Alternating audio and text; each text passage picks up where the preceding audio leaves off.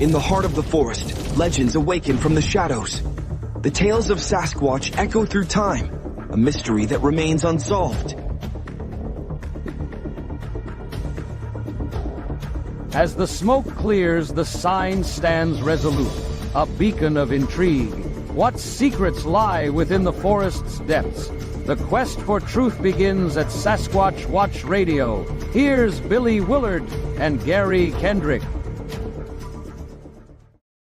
All right, welcome everybody to another episode of Sasquatch Watch Radio. Today is Monday, March 17th, 2025. And right off the bat, I want to apologize. We do not have our guest tonight. Gwen is dealing with the flu.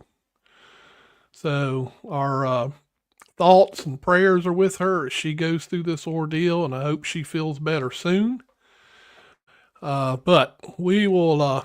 Again, maybe me and Gary can bore you with our topics because, we're good for that. So let me get Gary in here. Gary, we're going to bore him tonight. Let's do it. Let's chase that mystery, boys. Yeah. All right. There we got our forest going. I like that. I really do. Yeah. Figure we'd get that going tonight for our topic. So what do you got for us tonight, Gary? Well, I got a whole bunch of different topics that I kind of want to go over, and I really do hope that I am not too boring. But I got my glasses on tonight because I have to be able to read my chicken scratch. So, kind of the first thing I wanted to talk about was everybody always hears the scientific method. Yeah. Well, we use the scientific method and this group doesn't. We use the scientific method, but this group doesn't. And the first thing I want to talk about is the scientific method. What is the scientific method? The scientific method is it's observations, questions, a hypothesis, experiments, results, conclusions. And all of these things must be repeatable. Now, a lot of people, when they get into this, the first thing that you hear all these people talking about, we use the scientific method and we do this, and we do that, and we do this, we do that. And if there's anybody, that's listening, and I know the majority of our people that listen are experienced in the field. But if anybody's not experienced in the field, you're going to hear a lot of big words thrown around when you first come in. Paranthropus, Australopithecines, Gigantopithecus blacki. You hear all these big terms thrown around, and you think these people really know what they're talking about. Unfortunately, sometimes, the results that they have don't necessarily back up and go along with the scientific method that they're supposedly using. But an observation, okay, in Sasquatch, what are we observing? Right. And the main thing I think that we need to be observant of is in the observation stage of the scientific method is the evidence. Let's look at the cumulative evidence that we have. Yep. Footprint, sightings, hair samples, the guest we had on last week, the nests and things that are being built. Right. We have lots of new stuff coming out now, this eDNA, things like that. I'm really fascinated with that. So that's our observation. Let's observe what we're seeing around us. Right. Questions. I mean, I've been working this for 20-some years, and there's no end to the questions. No. And I think when you first get into it, instead of trying to, because you'll get overwhelmed with it, the question should be, is what are people seeing? Right. Are they really seeing it? The hypothesis stage. A hypothesis is a provisional ideal which must, it needs merit and requires evaluation.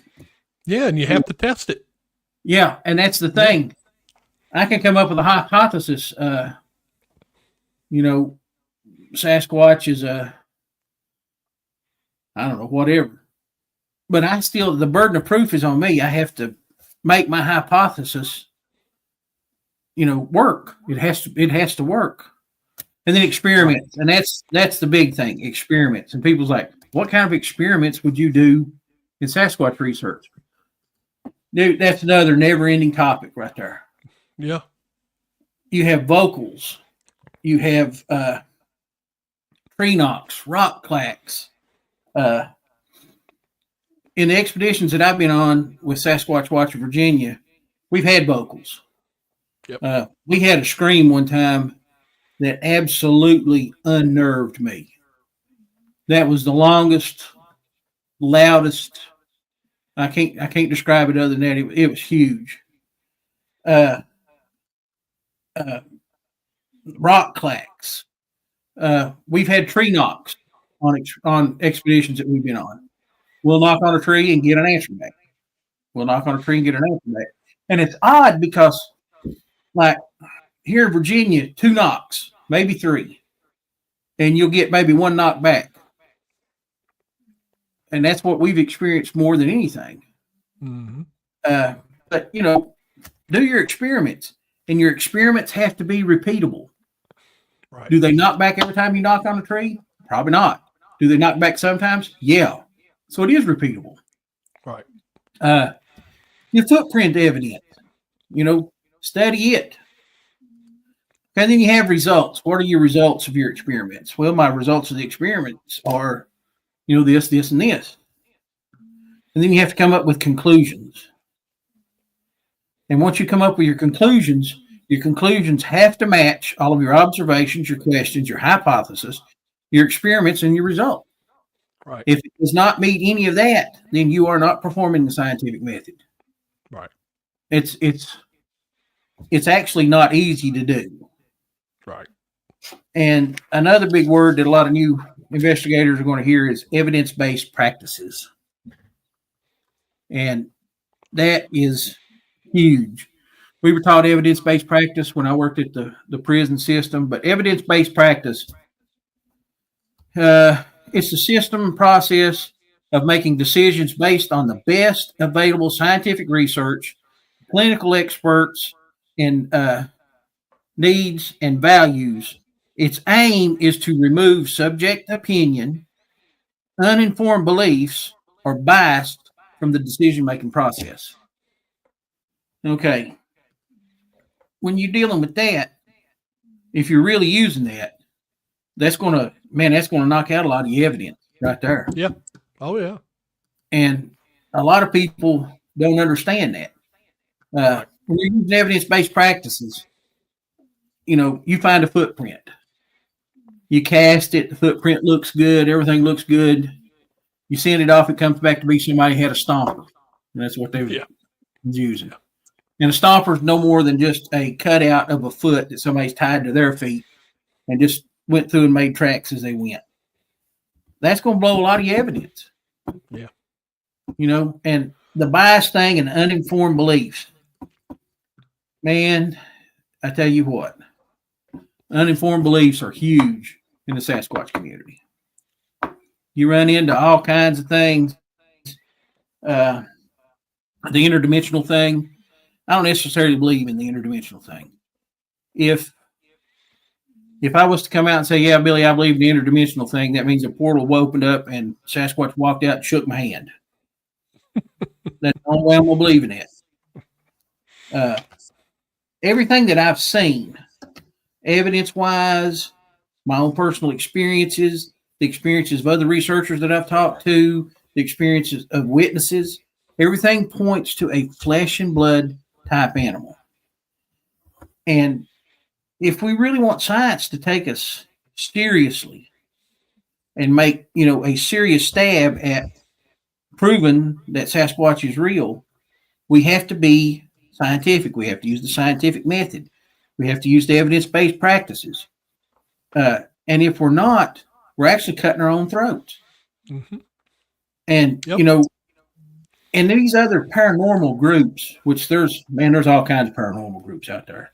You've got dogman groups, ghost groups, everything that you can think of, there's a group for it. But you might have people within the Sasquatch community, and one person says, oh, it's interdimensional. And the next person says, no, they're extraterrestrial. Well, you can't get anybody to agree on one thing. But with observation, hypothesis, experiments, results, conclusions, taking away your own personal biases, things like that, that really brings it down to a scientific standard, which is what we need. And there, and Gary, there's another thing you can even add to that, really. So you said observation, questions, hypotheses, experimentation, analysis, and conclusion. But you can also add to that communication. Yeah. And that's communicating your findings to the scientific community. Yeah. And that's where we're sorely lacking because, like I said, we can't get groups to agree on one thing. Right. And that's what hurts us in the long run. Basically, until we can get scientific about it, we're just a bunch of rednecks running through the woods. Right. And I hate to say it like that, but it's true. And when I mention these things, the scientific method and hypothesis and evidence-based practices and all that, people's like, well, wow, that's pretty steep.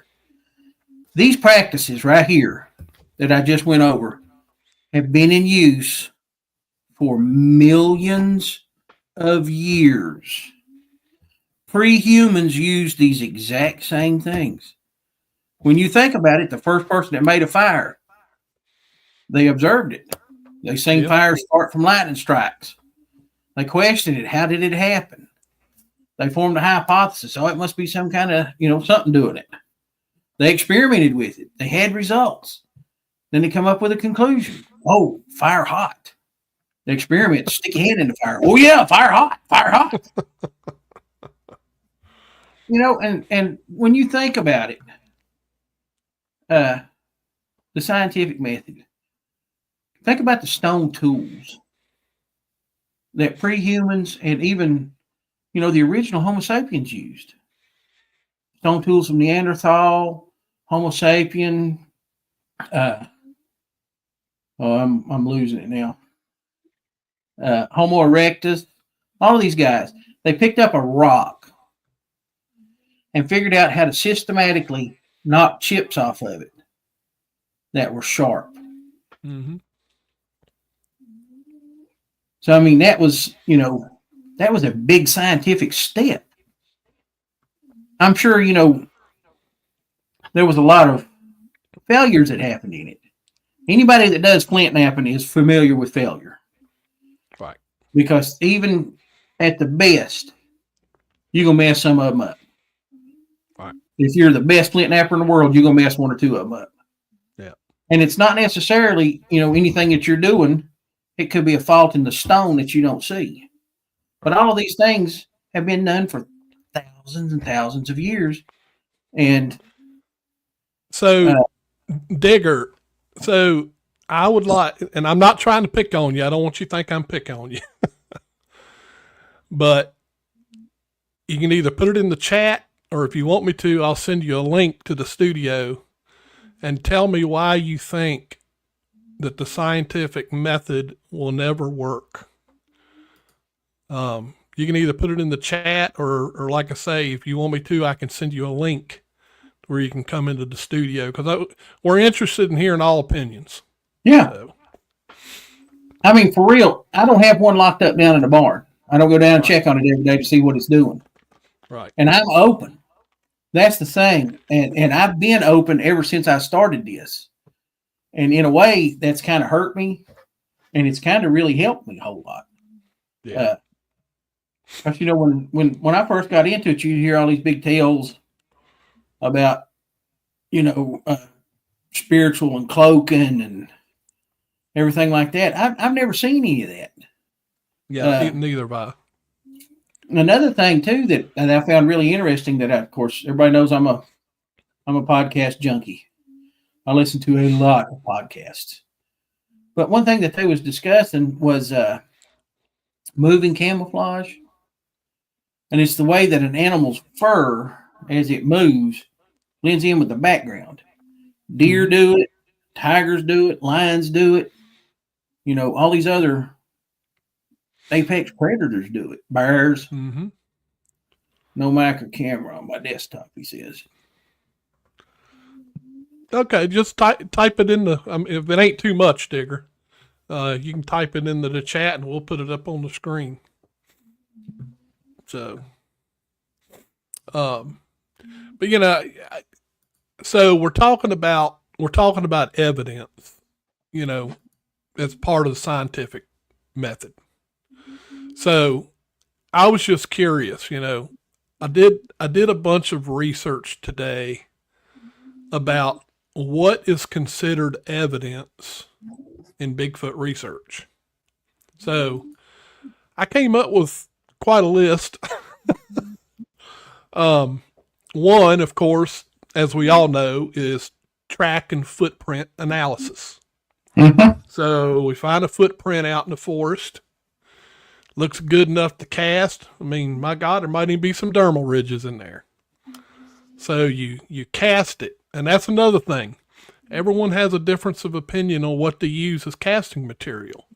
You have plaster of Paris. You have hydrocal. You have, some people like to use dental stone. Mm-hmm. I mean, so that's another thing, is there's so many different ways to collect that footprint analysis. And then another one is what we talked about, what you brought out too, which is one of the first parts of the scientific method, is observation and documentation, Mm-hmm. which can be anything from sightings to sounds, and look, guys, it's even important. We may not think so at first, but it's important to include the time of day, the location, and the environmental conditions. Yeah. All that can be important, so another one is, let's say you do get a vocal. So then now you can do a vocalization analysis. You can send this to people and let them analyze it. Is it a known animal? Is it an unknown animal? You got to send it off, and there's people that have different software where they can run it through an analysis and that kind of thing. And then habitat analysis. Study the terrain. What kind of vegetation is there? That's Gary's favorite thing. Is there something in here I can eat? Yep. Animal activity. What other animals seem to be in this area? To give us an idea of the type of habitat we're dealing with.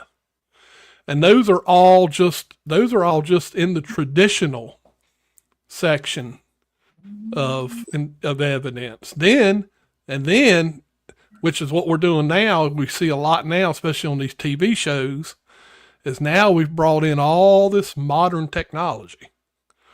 So then you got, camera traps, your trail cameras, your motion activated cameras that, get videos or pictures, infrared cameras for nighttime.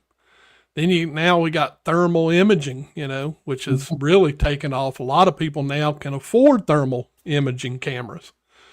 They've come way down in price. Drones is another big one. People are using drones to just survey large. I don't know if anybody watches. I know some people hate it. Some people like it. Expedition Bigfoot. I watched an episode, that where they had like this balloon where they sent up this thermal imager, and allegedly, the drone was set up to take off and follow whatever target that thermal imager found. I was like, oh man, if that's real, that's some great technology right there. This thing can go and pinpoint exactly where this thermal camera has found this heat signature that's moving, and follow it.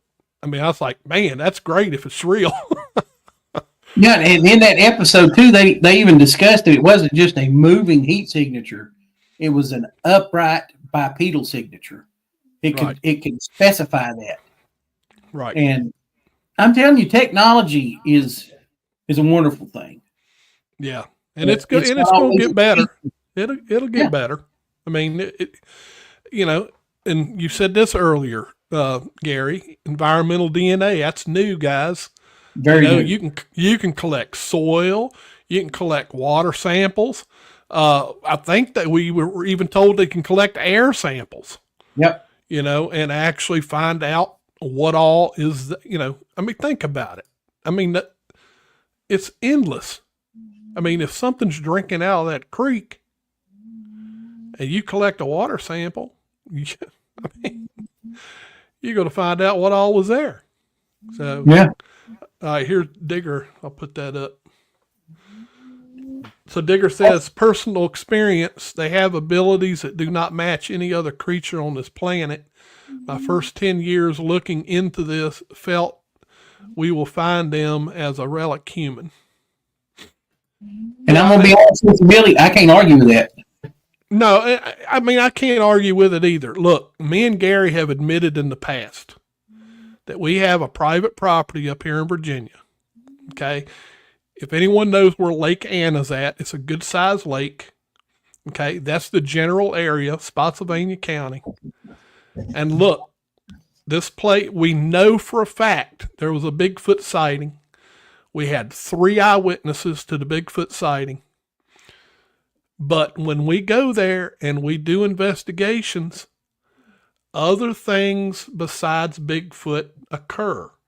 I'm not ready to call that Bigfoot evidence. I just can't, because I can't, in my mind, I can't justify how it relates to Bigfoot, because it's an aerial phenomenon.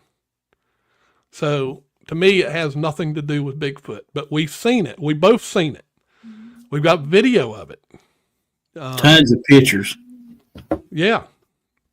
So we know that there's other things there, but who's to say that it's not something else, and that something else may be something we don't want to delve into. So that's just my opinion on that. I've never related it to Bigfoot. Now, I will say, and see, that kind of goes back into the scientific. Go ahead. Go ahead, Billy. That kind of goes back into the scientific method. We got a lag. Yeah, we do. It goes back into the scientific method, observation. We observed it. We got all kinds of questions about it. There's all kinds of hypotheses on it. Experiments, I don't know how. I watched a ton of them. Every night we was up there. You saw them. Yeah. Multiple occasions. And it was at different times of the year, too. That was what. Right. I am not a degreed person. Okay. I've never been to college, anything like that. I try to be scientific in the things that I do, because everybody keeps saying that I'm a citizen scientist. Look, I just try to read and come up with what makes sense. When we observe something, I want to know what it is and what makes the most sense about what it is. And brother, I'm telling you what, I have no answer for that. I have no answer at all what those are. I've come up with several answers. None of them fit. Right. None of them fit. So Digger says now, at the very least, they might be a contemporary. Telepathy they possess scared the crap out of me when it happened. Told them no more, but that can listen to me, and they have. Now, I will make a comment about that, Digger. I know that you've heard that called the woo. That's the term, but I'm not 100%. Now, again, I haven't had one talk to me in my mind. I know I haven't had, but I did have that one strange experience with what I'm trying to convince in my mind was infrasound. Now, infrasound is not a woo. Infrasound is a known scientific fact. It is audible outside the human hearing capability. And at certain frequencies, infrasound can cause some really strange stuff. Anything from hallucinations to getting you sick and nauseous to, putting you on edge or anxiety go out through the roof. I mean, so there's a lot of different things that infrasound can do. But again, that's all can be proven by science, and of course it's been experimented with. So I don't know if that could be the answer, Digger, to what you have experienced, because it does cause some really strange experiences. Getting into that right there, Billy, that's something I really wanted to talk about too, was infrasound. That gets brought up a lot. I got zapped. Right. There's no scientific data that proves that infrasound can be aimed specifically at Billy Willard. Right. Elephants use it for long-term communication. It goes into the ground. Right. For long distance communication. It is a proven fact that tigers and other big cats use infrasound to kind of stun their prey, but they can't aim it directly at one prey animal. And my theory, and strictly a hypothesis, which needs, requires more evaluation, but my hypothesis is that some people in a group are more susceptible to infrasound than other people. I'm a military vet. I've been exposed to loud noises. I worked at a prison for 14 years, and anybody that's ever worked at a prison, that's not a quiet place at all. Okay, so I've had tons and tons, and I have a lot of hearing damage. And I suffer from tinnitus, that constant ringing in my ears, and it's from hearing loss. Yeah. And people, I think, like me, that have hearing loss and things like that are not susceptible to it. Whereas somebody who's younger, who doesn't have the hearing loss and things like that, may very well be susceptible to it.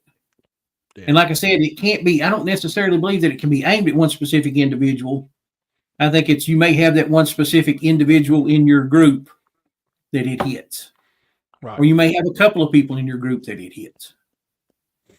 And getting into the effects of it, you're talking about hallucinations and things.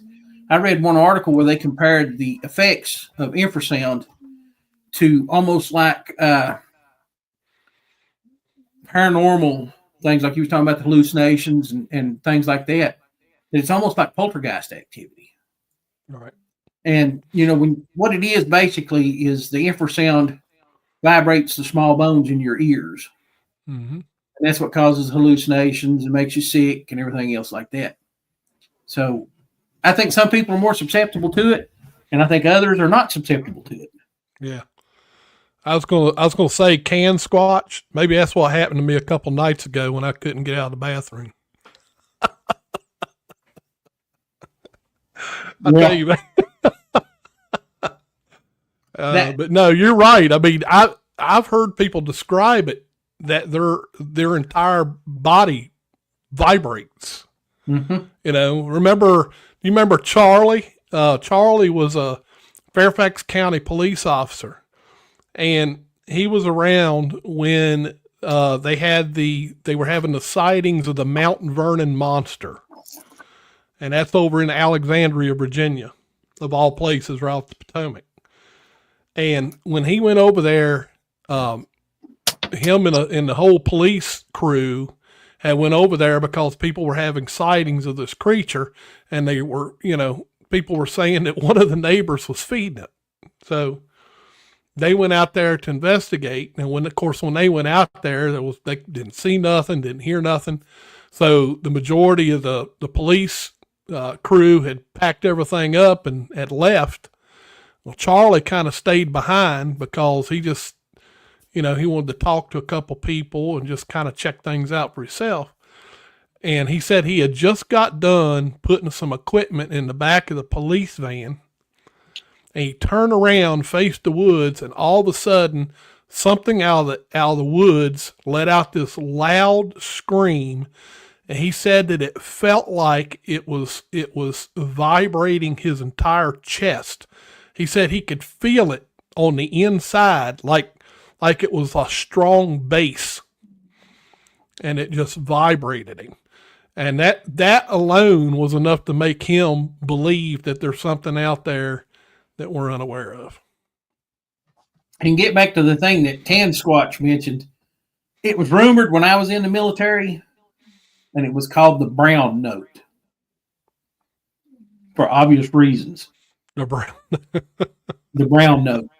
I just thought that was funny. I hadn't thought about that in years. But no, I agree. Okay, are the other we can't rule it out. We can't. No. I can't put it together to where I can test it. You know, if we're using the scientific method, I can't put it together in my head to figure out a way to test it. And I just be honest with you, Digger. I take everybody for the word. That's your experience. If Right. you tell me that you saw Bigfoot just completely phase out, that's your experience. Ron Moorhead, right off the bat. I love Ron Moorhead. I got a lot of respect for Ron Moorhead. He's way smarter than I'll ever be. But, you know, he's big into the quantum Bigfoot. And that's Right. his theory that once you know the frequency, you can change matter by using that frequency. Right. Well, I try to do things a little different. I can't take it away from your encounter. That's your encounter. That's what you experienced. But I try to think to myself, what else can explain that? And that's part of the hypothesis and the questions and the experiments. What else can explain that? Right. And how does it work? You have to take everything at a base. Okay, this is where we start at. This, and this. And then you have to expand from there. And you have to build, you know, all of your evidence from that. And I'm just going to be honest with you. Look, there's more questions than I can answer. I've seen stuff, heard stuff, saw stuff. I can't tell you what it is. Don't have a clue. Yep. And I have thought about it for years and don't have a clue. Yeah. And don't know how to test it to prove anything. Right. Right. Uh, You know, the only thing about it is, yes, we're seeing the activity in an area that has Bigfoot activity. mm-hmm. I mean, But now, there was supposedly a lot of other paranormal type stuff that happened in Right. that area. And right. I'm not big into the paranormal. And that sounds funny. I'm a Bigfoot researcher. I'm not big into the paranormal. Right. You know, Bigfoot falls square in the paranormal. I mean, right. Right. so, I mean, I try to be as scientific about it as I can. Yeah. And try to take everybody's word for what they saw. And just to be honest, what people say, and I'm not trying to take anything away from anybody, what people say and what happened can be two different things. Now, I'm not saying that with everybody. Right. Like when I had my own personal encounter, okay, I was hooked. There was the mythical beast that I had heard about all of my life, that I knew existed and everything else, and I just saw it walk across the road. Right. Okay, I was totally flabbergasted. You know, that's like seeing a movie star or something for the first time. You know what I'm saying? And the guy that was with me had the complete opposite reaction. He shut down. It was more than he could handle. And there's nothing wrong with that either. Yeah. There's nothing wrong with that either. There's a point. Every person has a point to where their mind starts to fill in the gaps and stuff that you saw. And it's not, that's just the way the human mind works. That's like the human mind. We're programmed to see faces. So you might see faces in trees and rocks and things like that. That's normal human behavior because that's what we've been programmed. That's how we're hardwired. We see faces. Yep. All right. Well, Gary, to give us a little break, I created us a song. All right. So it's in your favorite genre. That's what I'm talking about. A little bit of country. So here we go.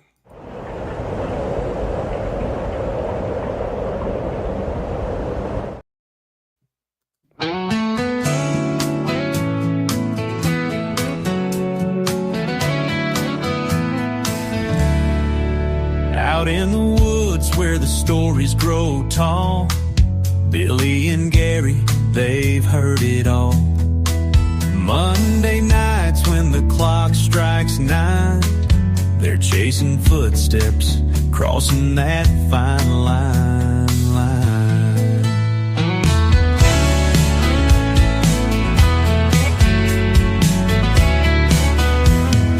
Sitting by the mic with their hearts open wide, they talk about mysteries folks like to hide.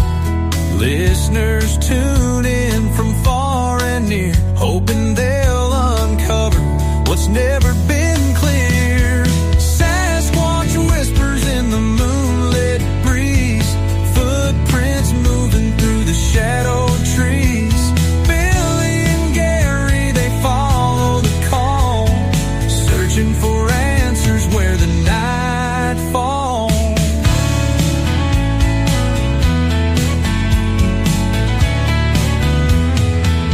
They tell the tales of the ones who have seen, eyes in the darkness, a figure between. Speculation runs like a river so deep, while the forest holds secrets it's sworn to keep. Could be the wind or a creature unknown, a fleeting sound when you're all alone. Turn up the speaker, let your mind away. Billy and Gary, give it all it takes. Sasquatch whispers in the moonlit breeze, footprints moving through the shadowed trees. Billy and Gary, they follow the call, searching for answers where the night falls.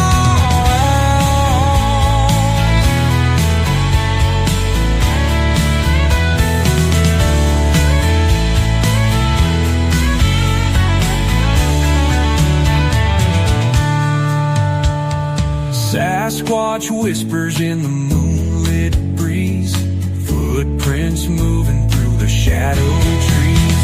Billy and Gary, they follow the call, searching for answers where the night falls. Oh, oh.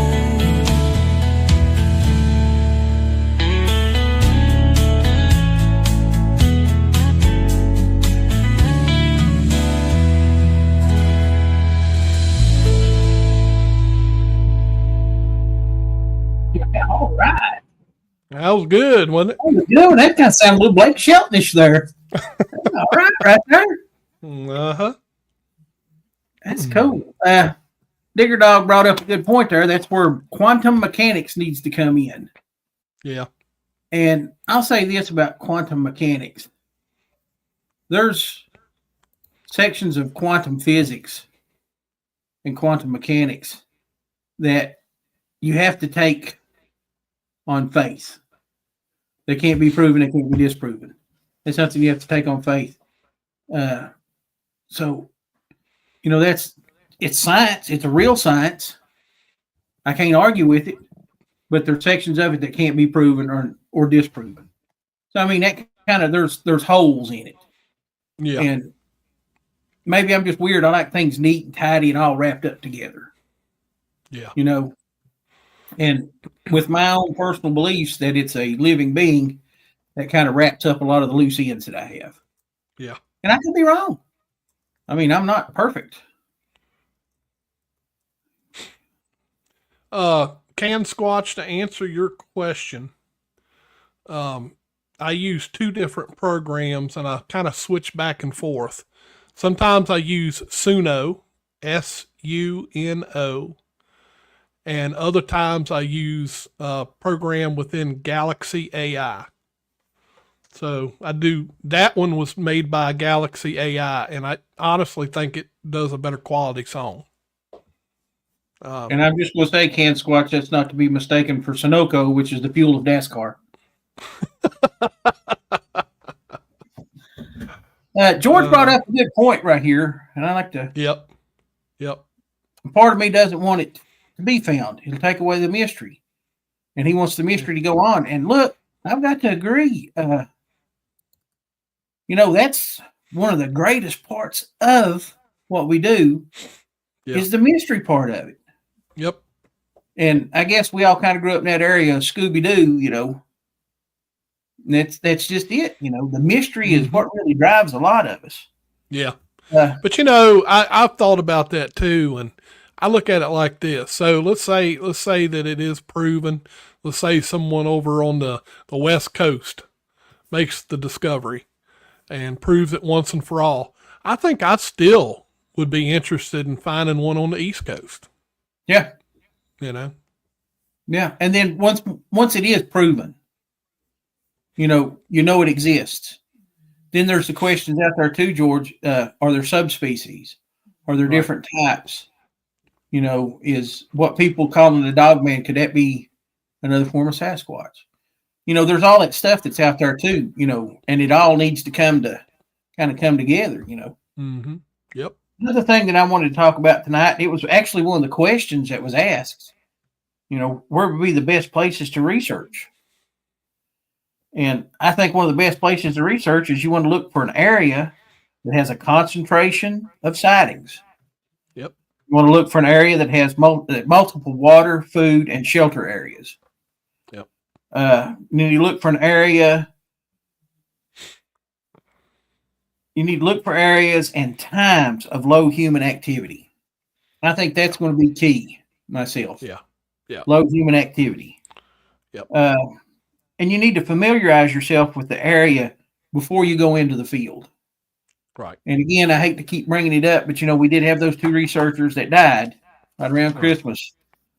And they likely died because they weren't familiar with the area and got caught in a huge storm.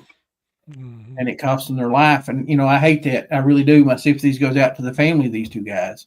Yeah. But, and then the other one is become familiar with local plant and animals and their sound.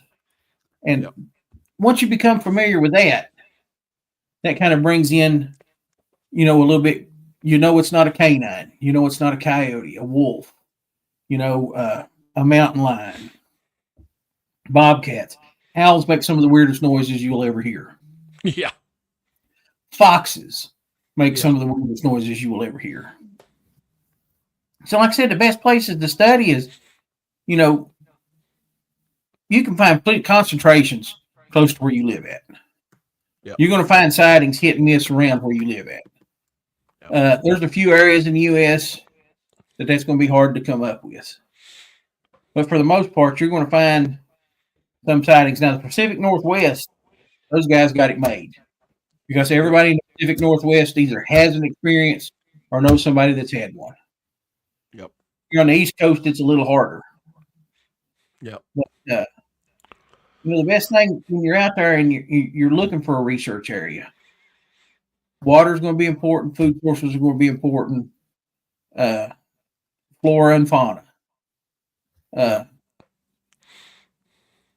Live satellite. That is actually a good point. George Garcia says another technology which the government uses is live satellite. I'll jump into one. My wife has got hung up on the Big Bear Eagles, if anybody's watching them. Yeah. Mm-hmm. Yep. Lori loves that. Yeah. But there was an eagle nest cam in Michigan that actually picked up what a supposed Bigfoot. Along through the forest, it can't be confirmed, it can't be denied. But something large, bipedal, and pretty much one color walked through on the ground in the field of that camera. You know, there's lots of stuff out there. There's another thing too. I was thinking, you know, when you are researching and you make sure that you have, you know, whether you have maps, GPS, whatever you're using. One thing that I've always been convinced of is I never find anything I could consider evidence on a main trail. No. Period. No. I've always been off trail. Always. It's the only time I've ever found some kind of tracks. It's the only time I've found some kind of, you know, whether we believe stick structures, you know, or anything or not, but anything that's very elaborate has been off trail whenever I found it. So, and I kind of tend to stick to if you find it on your own. If you find a footprint on your own, nobody told you anything about the area, there's no anything leading you to that area, and you're there and you find it. I think that's more believable than, somebody saying, "Hey, I saw a Bigfoot here," and you go up there and there's tracks. Well, you really got to check those tracks pretty hard. Yeah. Make sure that person didn't lead you. We've all been hoaxed. Oh, we've all been hoaxed. But if you find it on your own, just out of the blue, cold is what I call it. You find a cold track. That's really good evidence. Mm-hmm. Really good evidence. Yeah. And I have found some stuff too in different areas. In one of the areas that I'm going to be doing some experiments in this summer, I actually found a rock structure. And it was kind of unusual. And my buddy that was with me, we were actually looking for a deer hunting spot. And he said, "Oh, somebody stacked those rocks up to use them to go to the bathroom on," because he was right beside a creek. And I was like, "Yeah, that's possible." But, kind of roughing around through the leaves and stuff there was no evidence that anybody had been to the bathroom there. And when I got to checking those rocks, they were perfectly north-south oriented. I had the compass down, laying right on top of them, and they were perfectly north-south oriented. And there was a huge game trail just off to the right of it.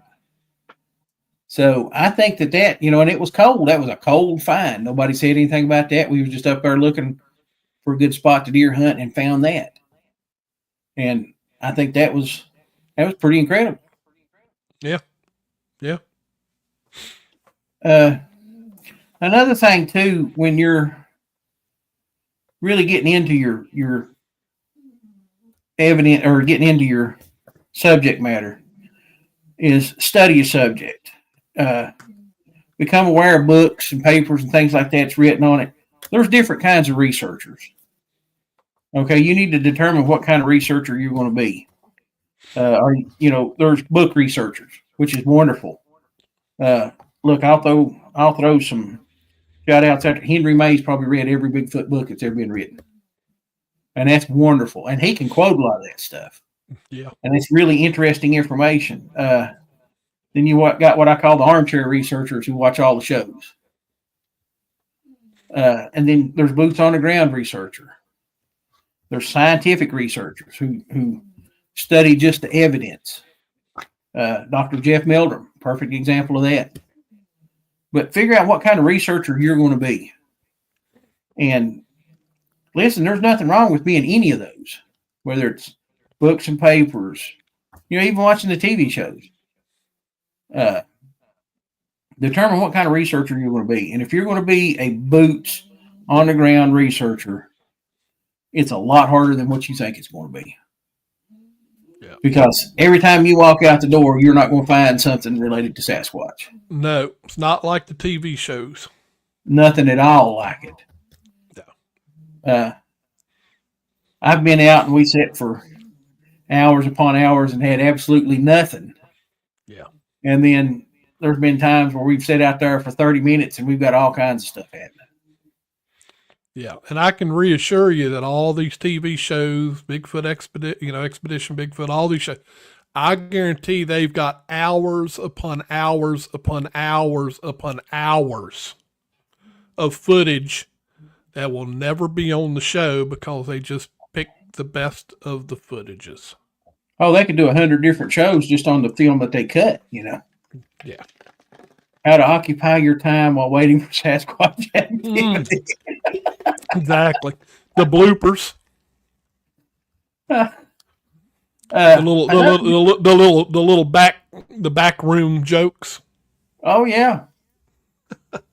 I mean, and it's wild. I mean, like I said, there's a lot of stuff that you may walk out the door and run right smack into one. That's awesome.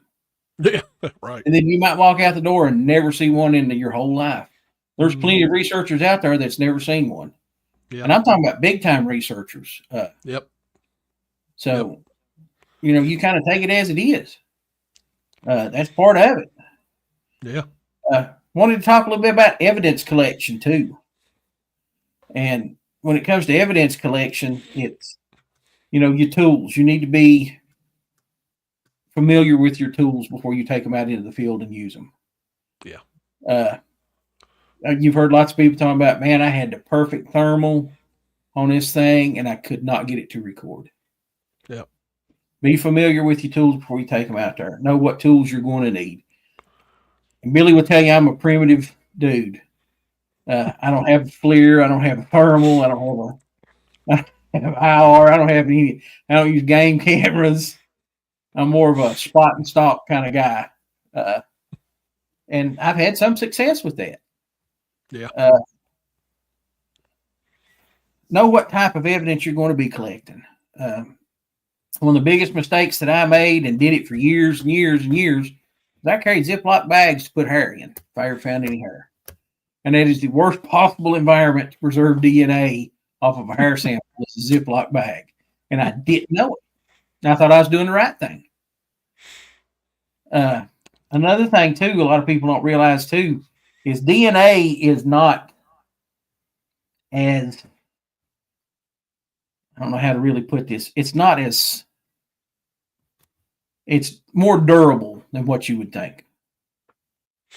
They have found soft tissue DNA from dinosaur fossils. So you're looking at a couple million years. Yeah. That's incredible. Yeah. That's incredible. And then again, too, you might find a very fresh hair and it not have a lick of DNA on it because it's that's right. Yeah. Right. It's all in the conditions. The best possible storage for hair samples that I found now is a brown paper bag. Yep. Give me a brown paper bag and get them to somebody that can examine it quickly. Yep. Let's see what else here. I think some of the best tools that you can use for evidence collection is your eyes and your ears. And by using your eyes and your ears, you need to be aware of your presence. Yep. Okay, you may have the best Bigfoot track that has ever been seen, but if you accidentally step in it, it's ruined. Yep. Because now you've got your Bigfoot stuck in the middle of it. Yep. It's ruined. Let's see.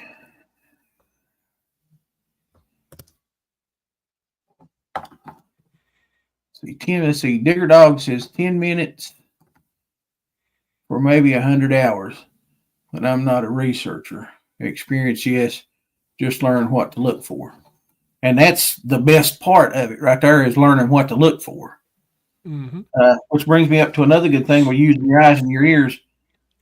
Look for what is, you don't necessarily look for tracks, evidence, whatever. Look for something that's out of the ordinary. It may belong in that environment, but does it belong in that environment the way that it is? It may be something as simple as a tree break. Old trackers, that's an OIT, what I call an old Indian trick. Mm-hmm. Look for something that's supposed to be there, but it's different.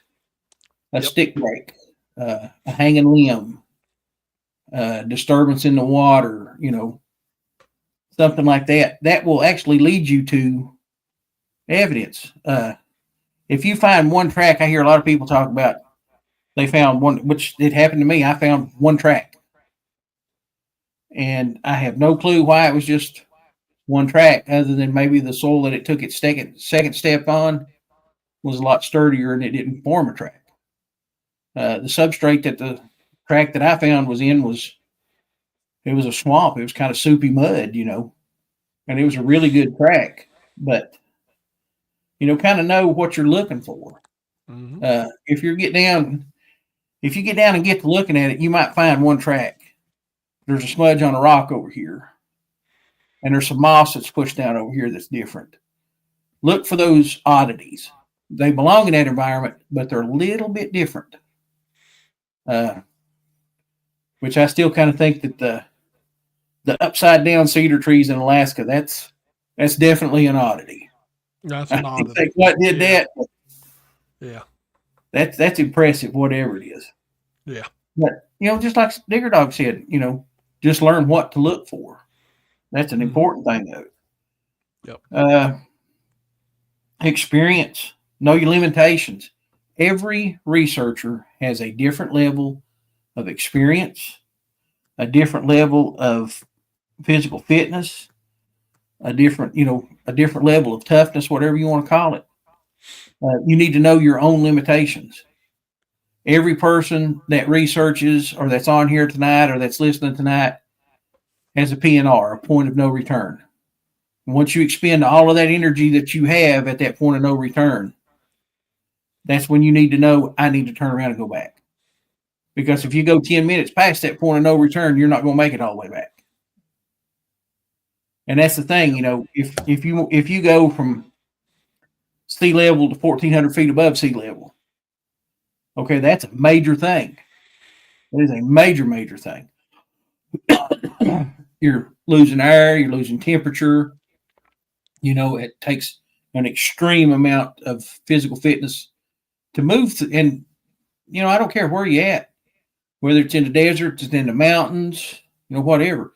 It takes an extreme amount of energy to move through these environments to look for this kind of evidence.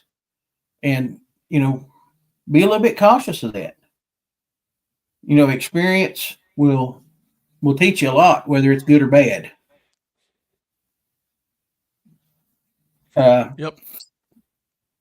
I kind of wanted to get in on one more thing. When it comes to beginners, you need to find a place where you're kind of accepted. Find a group that will not only teach you stuff, but look out for you while you're learning. I was real fortunate. I got in with Billy's group, and I thought I knew quite a bit, and then, man, it was just like information was coming from every direction. And you can learn a lot from experienced researchers if you're willing to listen. Now, if you let your own personal bias get in the way, you're not going to learn that much. Right. And I think that's true for all situations. I know that, Bill Dringennis, when he was here, I learned a lot from that dude. I learned a lot about tracking. I learned a lot about technology. I learned a lot about flares. I learned a lot about cameras, trail cameras, what they can, what they can't do. So yeah, he taught me a lot, and he was a good teacher. That was the other thing. The guy had a research van that he would take to the schools, and he would show all the kids the Bigfoot cast and teach them. So he was teaching children. He could teach children just as good as he could teach adults. So I think it's important to be able to do that. Yeah, and that's with anybody. And I don't care what age they are. If they have an interest in it and they ask me a question, I'm going to give them a truthful answer, but I'm not going to give them a hard time, say, oh, that's stupid, or whatever. They obviously have an interest in it. Mm-hmm. And that's kind of one thing that I'm really thankful for this show for, is we're actually spreading the interest. And we're not only just, giving information, but we're giving, I want to call it quality information myself. Yeah. We're not sugarcoating it. We're not basing it on bias. We really are trying to use some evidence-based practices here and send out, the truth. Yeah. Let me put that up. Let's see. We know they're hydro tracks by Navajo Rangers tell you. Track ending in the middle of a field. Backtrack. That's true. OIT. Old Indian trick. Yeah. And, that kind of leads me into something too. The relic human that Digger Dog talked about earlier. I have been back and forth over the years that I've studied Sasquatch a million times on what it is. And I've hit on just about every major assumption that there is, and either kind of hung on to it or got rid of it as I went along. The Nephilim, when I first started, the Nephilim kind of hit me because it's biblical and things like that. And then I kind of sidelined that one pretty quick because it just doesn't match up with the biblical description. Right. Gigantopithecus blackie, I kind of lead in on that one. And there's some things about that one that there's big holes in that, They can't necessarily say that Gigantopithecus blackie was upright. And another thing, too, is its closest relative now would be the orangutans. Yeah. Which I don't think humans are as close to orangutans as they are maybe something like that. Yeah. I'm pretty hard right now on they're either some type of relic hominid or it's a hominin.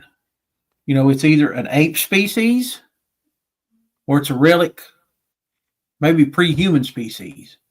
And it could be something, in between. It could be both. It could be a relic, pre-human that, what they say 15,000 years ago in the Ketchum thing, which, that took a lot of heat.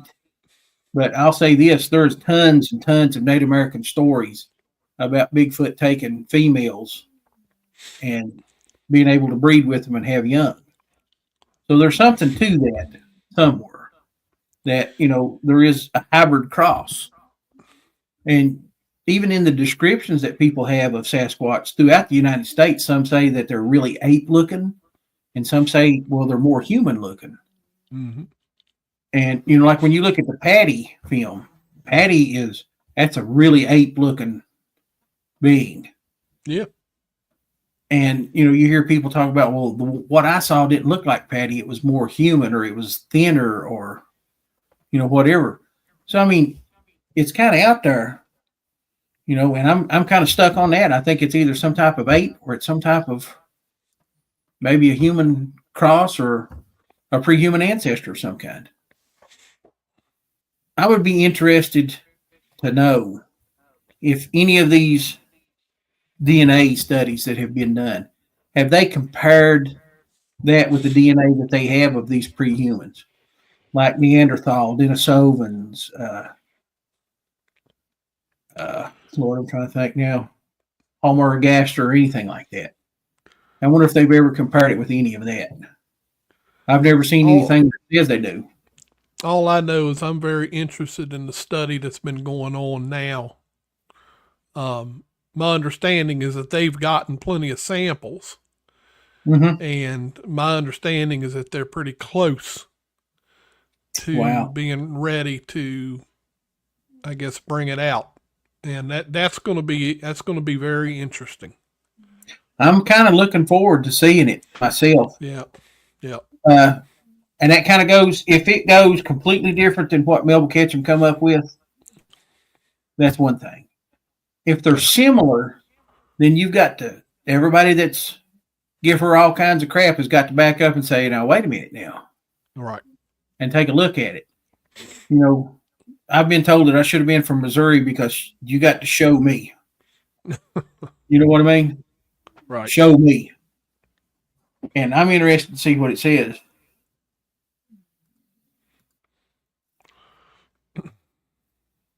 Yeah, nothing like a good old alphabet agency, Digger Dog. Mm-hmm.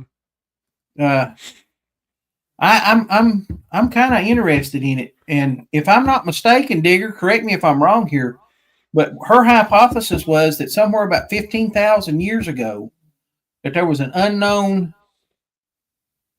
species on the male side and human female on the other side, and that's what created it.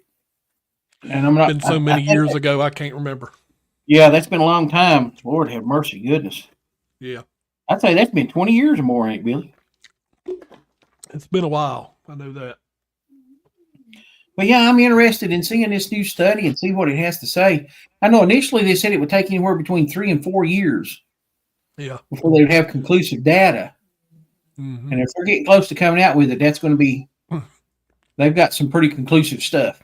Yeah, my understanding is they've received a lot of samples. So, if they're able to, especially if they're getting samples that are coming out with the same result. I mean, that's big. Yeah. You know, if they're getting the same, if they can repeat the results, then that's going to be really important. Yeah, repeatability, part of the scientific method, repeatability. And then too, if it does come out that it's something completely different, is this going to happen like it did with the Ketchum study? Are they going to discredit it? Is it going to be called a hoax? Some people are not going to believe it, no matter what, because it doesn't fit into their parameters. Mm-hmm. But I'm really interested in seeing. Like I said, I'm a show me. You got to show me. Yep. Agree.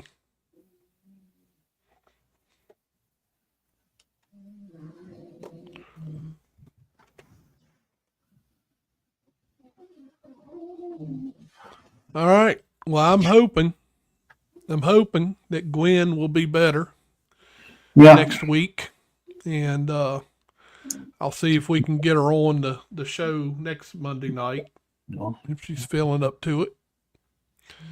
So I'll be trying to stay in touch with her this week.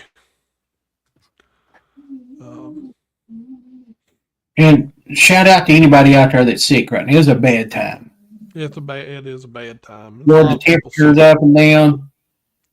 Yep. I think Mother Nature's been into the medicine cabinet. Yeah. That's for sure. Don't know if you have you don't know if you have COVID, flu A, flu B, bird flu. You don't even know what you got anymore. Yeah. You know what you got? You know what kind of medicine you have to? You know what you get if you've got bird flu, Billy? What's that? You have to have tweetment. Tweetment. And if it's swine flu, you have to get ointment. Put some ointment on it. Yeah. Oh man. Well, we thank y'all for hanging out with us and listening to us banter back and forth about all these different topics and the scientific method. And the cool part is we can all have our own opinion and we don't have to fight about it. Nope. That's the best part of this. We can have this communication and not have to fight about it. But you see it all over. It's just people that ending friendships, and it's just crazy. There's nothing wrong with having an open mind and having a discussion. So it's the beauty of it. So what I'm saying, guys, is y'all can continue to come to this podcast and not be afraid of being attacked because of your theory, your thoughts, your openness. You can always bring it here and we can discuss it. So, all right.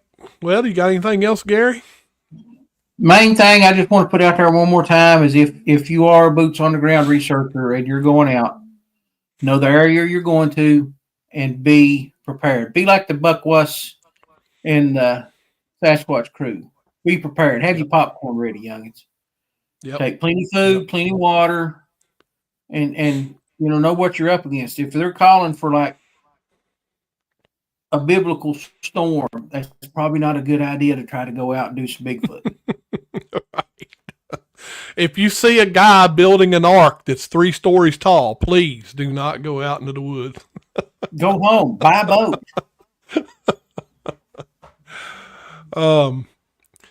I wanted to point, this is another thing. I'm glad I thought about this. So the website you see scrolling across the bottom is the website you want to use, because I want to tell you what happened. I posted this up on Facebook. So just for all you who may be thinking about building a website or whatever, I strongly caution you, do not use a company called Website Iconics.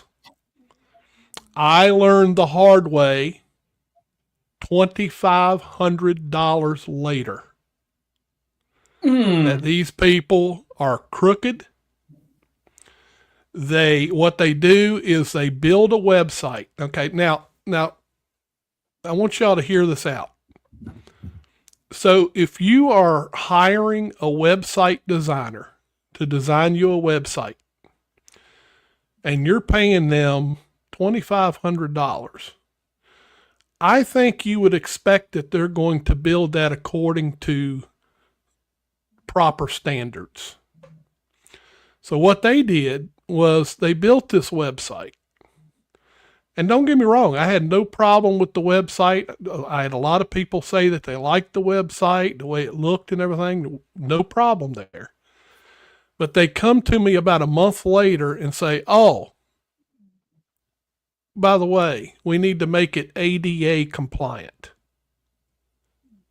Okay, if anybody doesn't know what that is, that's the Disability Act. So, people who are colorblind, people who are deaf, people who are blind, they have to be able to access it, right? So my question was, well, wait a minute. I paid you $2,500 for a website because you're a web design company. So why would you not build that website for a law that's been in existence since the 1980s? Okay, so you can't say, oh, well, the regulations changed. No, they've been around since the mid-'80s. And they build a website. Oh, by the way, we need to make your website ADA compliant, so we're going to need another $1,500. No. I looked it up, did a bunch of searches. The searches say if you hire a company to do web design, it is expected that website will be compliant with all regulations. So basically what I'm telling you folks is website iconics is what, first of all, they say they're in America. They're not in America. Don't let them fool you there. And they're in it to keep trying to get you to purchase something so that they have a continual flow of money. So I'm just warning everybody, stay away from them. So the SasquatchWatchRadio.com website is down. The only one that's working currently is SquatchRadio.com. Eventually, once I figure out what they have done to the domain that I own, because somehow they've locked me out of my own domain that I paid for, once I figure out how to unlock that, I'll forward it to the new website. So just a word of caution, guys. Don't want y'all to have to deal with the same thing I did.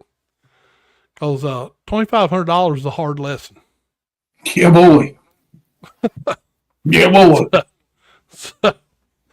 Just letting y'all know. All right. So anyway, again, reminder, squatchradio.com. If you want reminders of the shows, there's an email sign up that you can do there. And it doesn't sell your email. It's my website. It's, none of this nightmare stuff. So that simply goes to it connects to YouTube, and every time we upload or schedule a show, it sends you an email. That's all it does. So just letting you know, squatchradio.com. Please subscribe to our YouTube channel. I have to say that me and Gary are humbled by the fact that we have grown over 400 plus subscribers in less than 30 days. So we are currently sitting at 1,195 subscribers. I mean, we were we were only 500 not long ago. Yeah, 2 months ago. Yeah. So thank you guys. We appreciate it. Everyone that's listening. And let me reassure you all of one thing. And this is, we were talking about this before the show came on. I do not plan on making any part of this YouTube channel a subscription. Okay. Because I look at it like this. I'm not hiding anything, and I don't need you to pay me money to see all my shows. That's just the way I feel about it. There's something about it I don't like. I can't explain it other than we're not hiding anything, and we want y'all to see all of the podcast episodes. So you will never have to pay to watch any of our shows. Now, I'm not saying that you can't donate because it does cost money. That I'm not saying. And I do have ways on the website and on the channel where you can do that. But we'll never make you pay, a subscription fee to watch our episodes. Just wanted to point that out, bring that out there. All right. Gary, if you don't have anything else, then I will say everybody have a great rest of the week. We will make the attempt to see if Gwen is feeling better next Monday. Hopefully she will be. Try to get her on. Because I know Mick was looking forward to hearing about her because he's never heard of her. So sorry, Mick. Sure. Yeah, sorry, Mick. I know you probably wanted to treat her to some meatloaf jokes, but I think she might have had some bad meatloaf. It may be what's wrong with her. That could have been what happened. You know what? It's your fault, Mick. You need to keep your ex-mother-in-law on a leash or something. Tie her up to the tree. Do something. Poisoning our guests. All right. Y'all have a good rest of the week. And we will see you guys next Monday night, 9 p.m. Eastern. Everybody have a great and wonderful rest of the week. Good night, everybody. Stay safe.